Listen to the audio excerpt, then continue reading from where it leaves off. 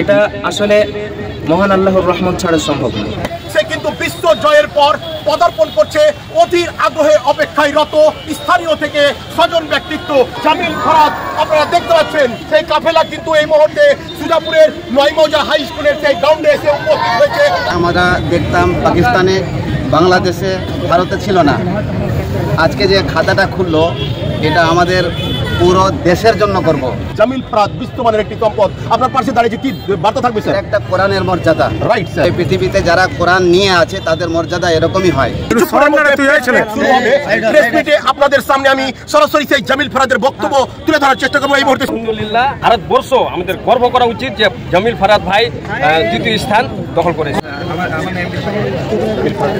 এই মালদা জেলার বুকে কালিয়াচক নামটা কিন্তু আজ শুধু শিক্ষা না, ব্যবসা বলেন, শিক্ষা বলেন, সামাজিক কাজ বলেন, এমনকি আজকে আন্তর্জাতিক লেভেলে আমার মনে হয় মালদার বুকে এই প্রথম জামিল আক্তারি এটা আন্তর্জাতিক পুরস্কার নিয়ে গেল। স্যার ভারতবর্ষে প্রথম হ্যাঁ। 65তম মালয়েশিয়া আন্তর্জাতিক কোরআন প্রতিযোগিতায় ভারতীয় প্রতিযোগী হিসেবে প্রতিনিধিত্ব করেছি আলহামদুলিল্লাহ। আমার দেশের নাম যখন ঘোষণা করা হচ্ছিল মিনাল হিন্দ ভারত থেকে, তখন গর্বে বুকটা ভরে যাচ্ছিল এবং সত্যি মনে হচ্ছিল ভারত সত্যি সারে জাহাজ আছে। কোরআনের প্রতিযোগিতা বলতে কি ধরনের প্রতিযোগিতাটা হচ্ছিল? পূর্ণ 30 পারা কোরআন প্রতিযোগিতা এবং এই প্রতিযোগিতার নিয়ম হচ্ছে 4টা প্রশ্ন বিচারক করবে, কোরআনের যে কোনো জায়গা থেকে করবে, তাদের যেখান থেকে ইচ্ছা তারা সেখান থেকে করবে। কতজন প্রতিযোগিনী সেখানে ছিল? প্রতিযোগিনী কি ছিল? প্রতিযোগী অবশ্যই মহিলা ছিল, অবশ্যই মহিলা হাফেজা ছিল। তো সব মিলিয়ে 71টা দেশ থেকে। আগামী দিনে কি টার্গেট রয়েছে? আগামী দিনে টার্গেট রয়েছে প্রত্যেক বছর যেন ভারত প্রত্যেকটা আন্তর্জাতিক প্রতিযোগিতায় একটা হলো পুরস্কার পায়। নাম পরিচয়টা? আমার নাম মোহাম্মদ জামিল ফরাদ। শিক্ষা প্রতিষ্ঠানের একটু পরিচয়টা আমি চাই। যে মাদ্রাসায় আমি হিফজ সম্পন্ন করেছি জামিয়া আফজালিয়া দারুল উলুম বামুনগ্রাম, সেখানকার সম্মানিত প্রাণপ্রিয় ওস্তাদ হাফেজ কারি মৌলানা হাসানুজ্জামান সাহেব আমার পাশে দাঁড়িয়ে আছেন।